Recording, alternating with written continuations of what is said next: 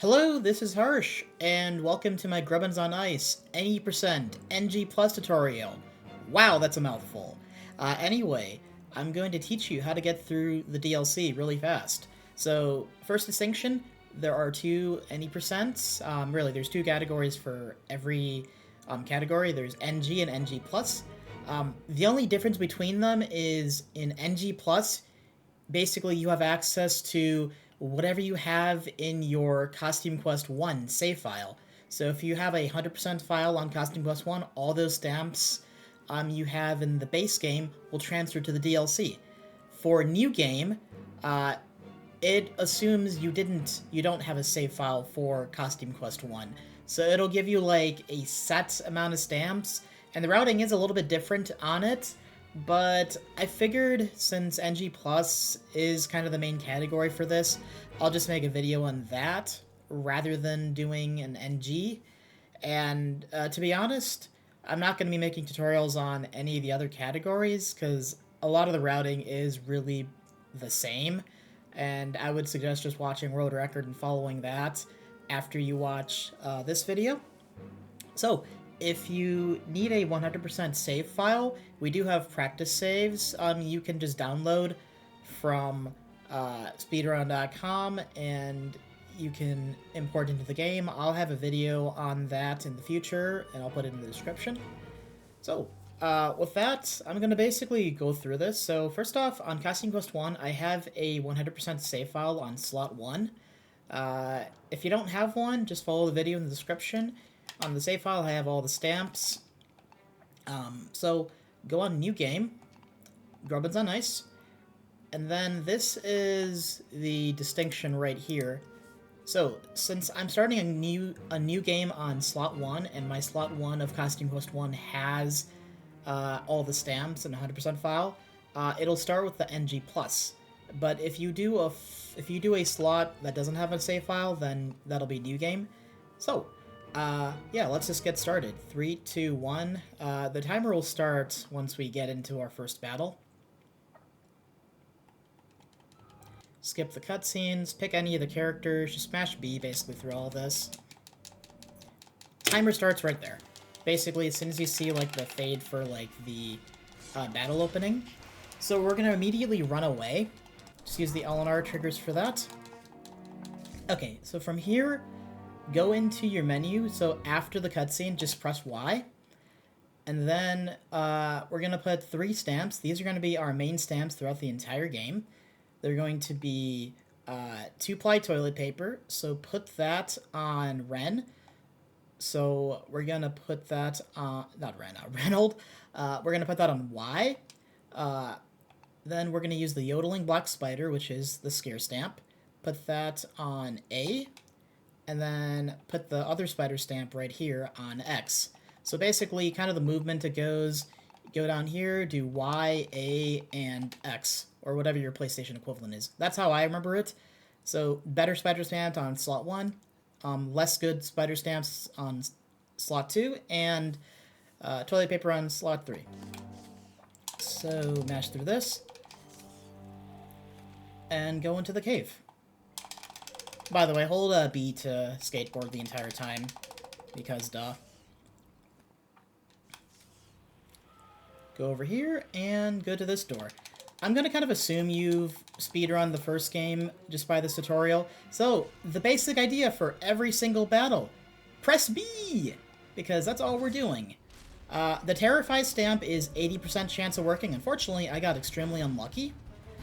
The scare stamp, which is the middle one, is a 40% chance of working. And then, of course, I failed twice in a row. And then toilet paper always works. It paralyzes for 2 turns. Anyway, when they're attacking you, I like to just kind of BS it. It's nice when you get them scared right away, because then you'll save a bunch of attack animations. Fortunately, I got really unlucky. But yeah, you typically won't have the scare stamp fail too much. I'll also explain how like the stamps work after this battle a little bit more into detail. But the basic premise is it's entirely RNG. I recommend scaring the champions first, because they have a longer animation. So, basic idea behind the stamps is, so the way the formula works is they will, they have a 80% chance or 40% chance of working, and basically, it goes by the rule of 3. So, if you fail the stamp twice, on the third one, it's guaranteed to work, the scare. But if you succeed twice, then on the third one it'll fail. So basically, it's just like a limiter to kind of get you to, like, you know, not be incredibly unlucky. That's if you have one, but because we have two spider stamps, both of them kind of follow the same limiter. So the fail chance, the fail count will be allocated to both stamps at once. So like if I fail twice in a row, like if I fail the terrify and then I fail the scare stamp, then it will add to the counter, and then the third one will succeed. So basically, just spam B. Like, that's all you really need to know. Alright, so from here... Wow, I suck. From here, go here, talk to this guy, and get the chest. This is for the pirate costume. Talk to this dude, because this will unlock the French fry guy. I talked to him twice on accident. And then just go to this house. Ideally, just from this dude. Just go downward. Some of these are candy houses, so there's nothing really much to it.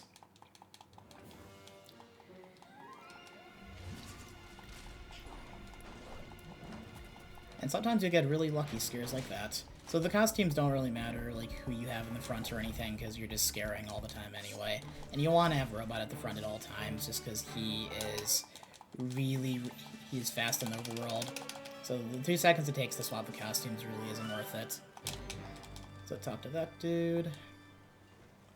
Get the eye patch, and then talk to this dude to get the final pirate piece. Swap the robot immediately.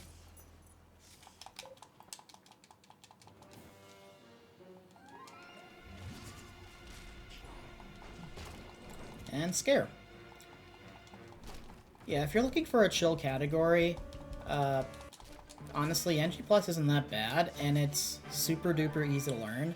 This is probably the easiest of the Costume Quest games to learn, since there's not a whole lot to it. Anyway, from this house, go over here, all the way at the top, switch to the Grubbin costume so you avoid this guy. If you make a cycle, you can actually avoid him and just go all the way up and just switch to the pirate immediately to go on the hook.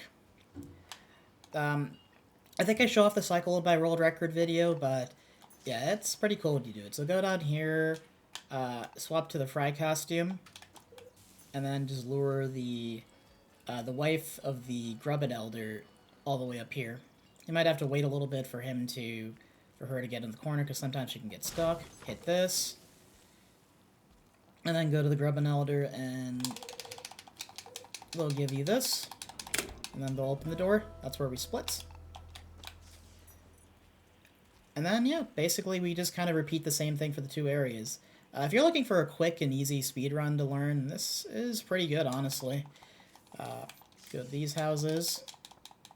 So you do have to go to every single trick-or-treat house in order to access Araxia. There's no way to, like, skip or anything. There's also really no glitches or anything in this one, unlike the base game. So, honestly, if you're looking for an easy speedrun, this can be pretty chill.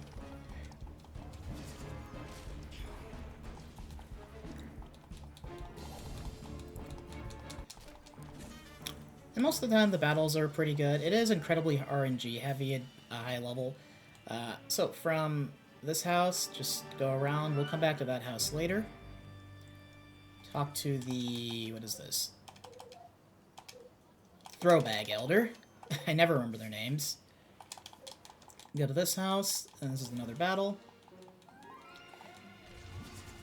It really doesn't matter who you attack, whether you go for high HP or low HP, because Either way, the last person you get will be stunned. Well, the 40% one can be a little bit annoying because most of the time you will fail it. You can try to guess the button prompts if you want. I usually just wing it. Since your Terrify stand is going to be working a lot of the time. I like to go for the one that's not paralyzed, just so you have more opportunity to use them. Plus, you're going to be restunning everything anyway. Not bad. Go down here, and don't worry about the throw bag. These guys don't attack you or anything. So that's just candy, then go back up here, and then go to this house.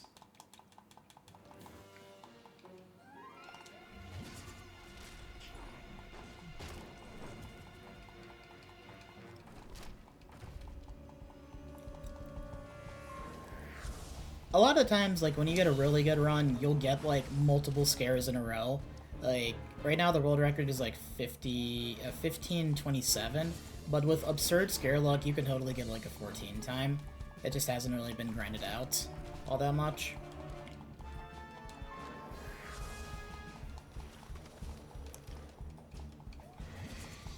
So Pirate is very, very good. He'll be used in the final boss fight, spoilers, but he has, like, an absurd attack stat, and, like, the boost he gets from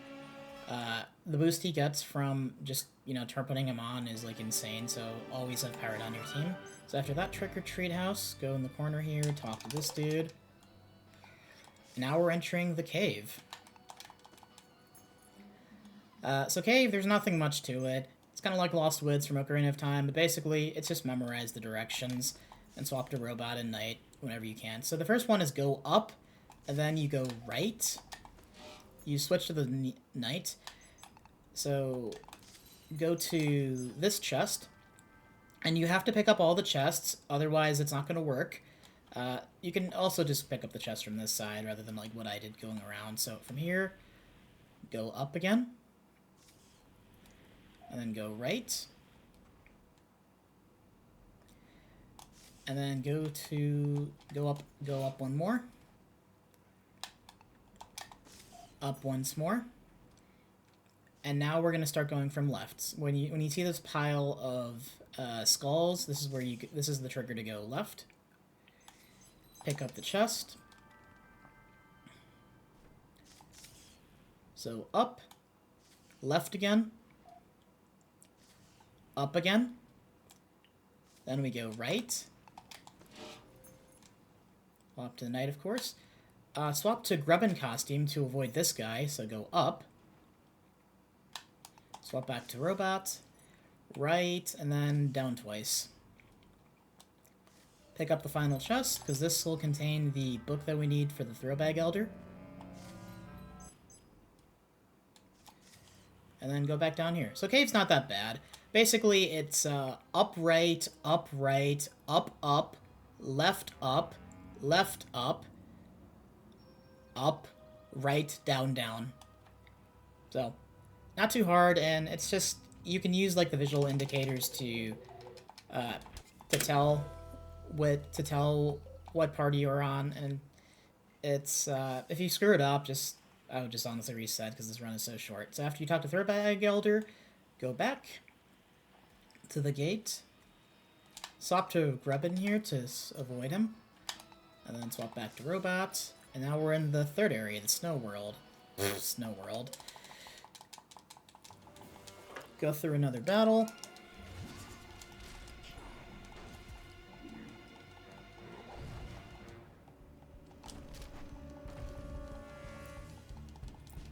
I would recommend paralyzing the champion, because champions always have the longest attack animation.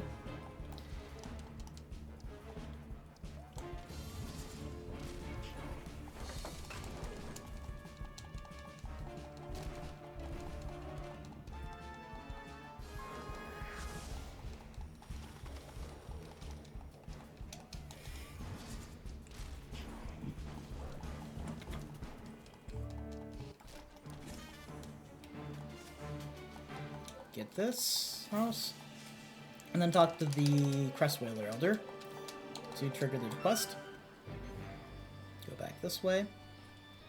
Don't worry about those guys, they won't attack you. And these are 3 candies, so you don't really have to think too hard about this either. Go down here. If you didn't talk to the Crestwhaler Elder, there would be a guy blocking the way. Go left. And ignore the trick-or-treat kid. Go down. Swap to pirate. And then go through another cave.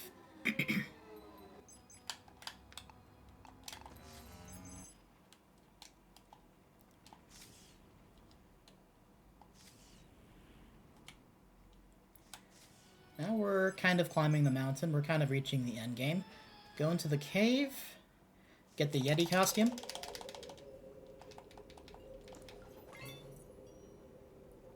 Go outside, and don't bother swapping, because there's a cutscene that forces you into the Yeti costume anyway. Swap to robot, swap to pirate. So I always remember it as, like, right, then up, if you're following, like, the hundo file. And then go back. Alright, that's the last elder. Oops! That's the one guy who can attack you, so you want to walk around him. If you accidentally run into these guys, just run away. But yeah, avoid running into those guys as much as you can, because that's just time loss. And then avoid this dude by going around him. Swap to pirate again.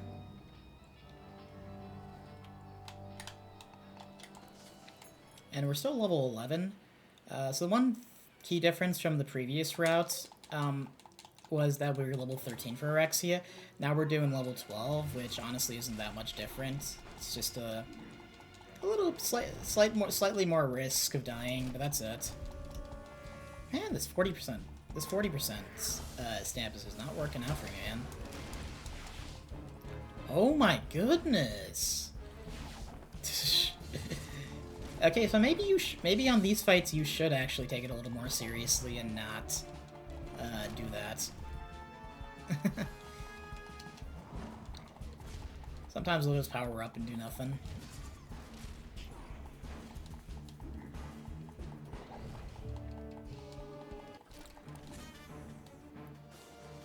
Okay, so once you're level 12, go back to the Shady. Buy the Skeleton of the Wolf. And then just mash B. We'll put the skeleton last. That's going to be a key item for the Araxia fight.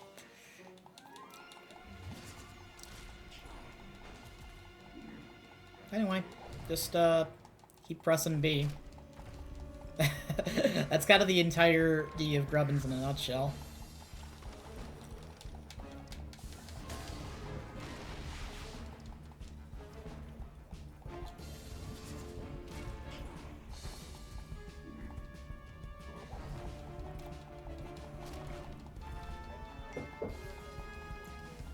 Okay.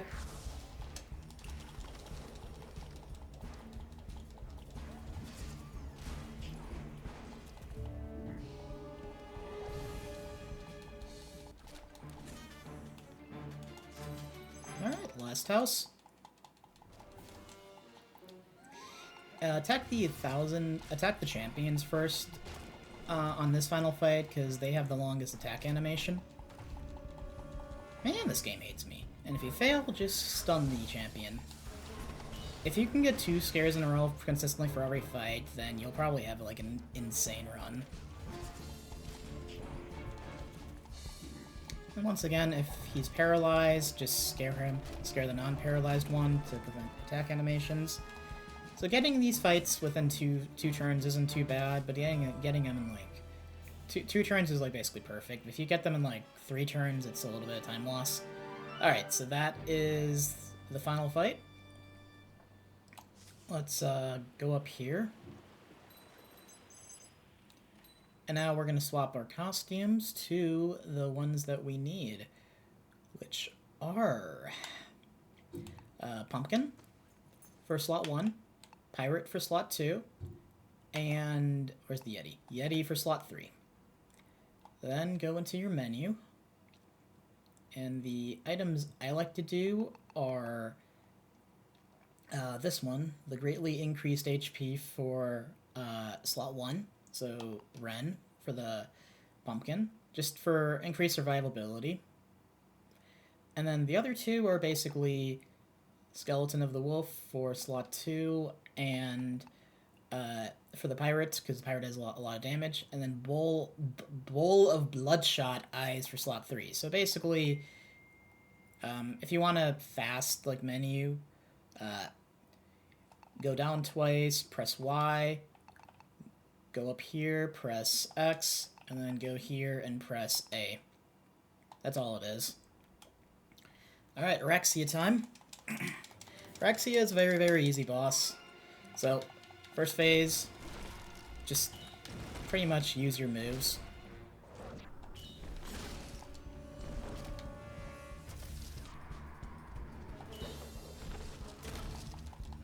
Wait for him. And yeah, just press the buttons on him whenever he attacks you.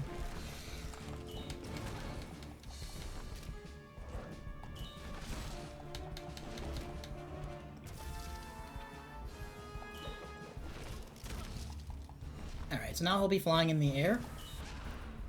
So the reason we have the greatly increased HP is to increase survivability for the pumpkin. So now that he's in the air, don't use your specials, don't waste your specials because it'll just do nothing to him. So on Pumpkin's turn, just use his normal attack. And then you'll have this cutscene, which takes a little bit.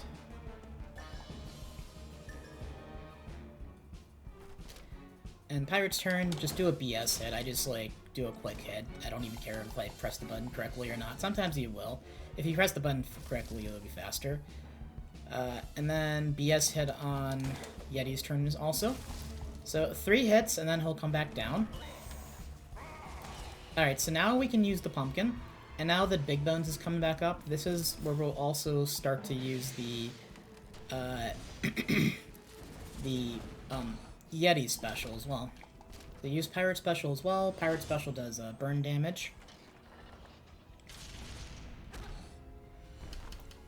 And then Yetis will shield everybody for 1 turn. So it's basically like a better version of the Knights special if you've speedrun the first game. Oh my god, stop hitting Pumpkin. These guys are bullying Pumpkin. But the reason for the shield is to reduce the amount of damage we get from Big Bones.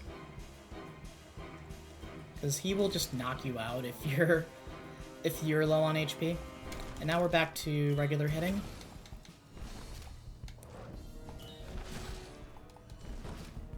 Okay, now he's back in the air, so this is where we will just BS hit him.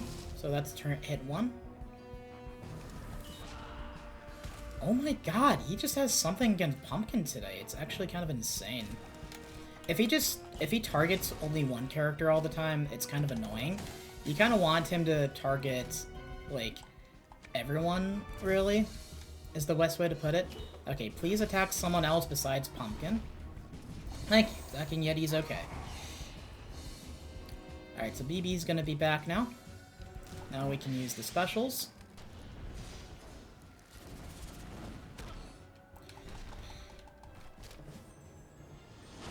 I should put him at, like, 200, I believe. And then we're going to put the armor on to survive another Big Bones attack.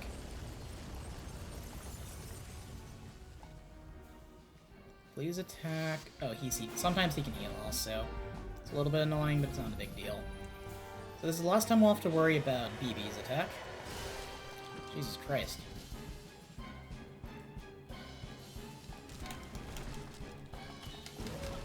Okay.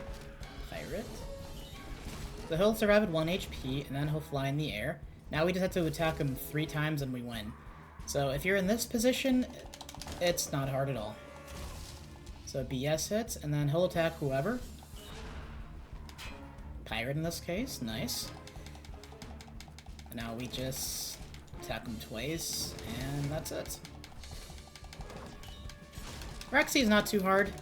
And split here, once the HP dart disappears. And yeah, that's Grubbins on Ice any %. Not a hard category to learn at all. It's pretty straightforward. If you have any questions, just join the Discord server. This was pretty quick, honestly. But that'll do it. Thank you for watching, and have a good one. Bye.